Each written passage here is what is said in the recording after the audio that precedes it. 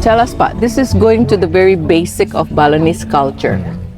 About rice paddies.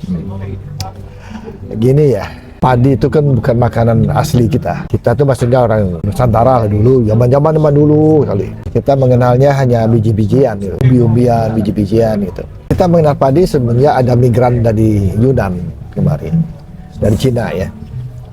Kita tuh banyak pengaruhnya pada budaya kita sebenarnya ya. Indonesia bukan hanya Bali aja, Jawa juga. Kenapa mereka datang kemari? Mungkin mereka terjadi keributan di sana. Saya kira mereka datang kemari jadi migran ya.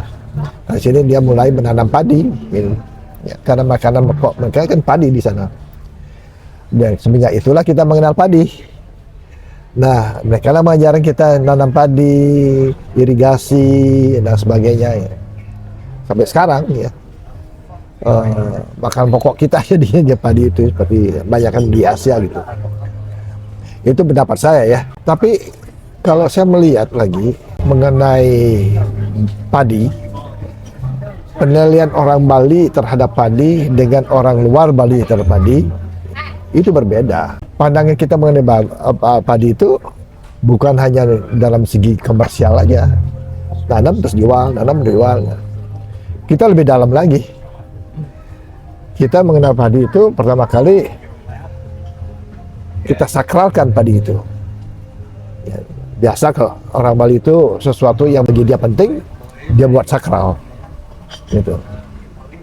Makanya di Bali itu setiap sawah itu pasti ada ulun carik, ada tugu Dewi Sri, terus ada pura subak dan sebagainya. Itu yang caranya kita menghormatkan padi itu. Menghargai padi. Di tempat lain nggak ada itu. Hanya kita temukan di Bali. Dan ini menyebar ini. Tumbuh-tumbuhan pun kita hormati. Semua yang ada di seluruh dunia ini mempunyai hari akhirnya. Itu mungkin yang kita harus pahami ya. Bahwa Bali itu awalnya dari padi. Dan menimbulkan ritual kita sampai sekarang. Ya. Dan jadi kalau padi itu udah nggak ada, ya nggak ada ritual lagi, nggak ada budaya, tidak ada apa-apa lagi. Stop di situ. Karena kebutuhan padi itu pohon-pohonan itu ya terutamanya itu kita pakai untuk persembahan. Kita sembahkan padi itu ya dalam bentuk macam-macam ini. Ya, ada beras, ada kue, ada macam-macam lah, tumpeng, banyak sekali itu. Itu kita sembahkan kepada yang kita hormati.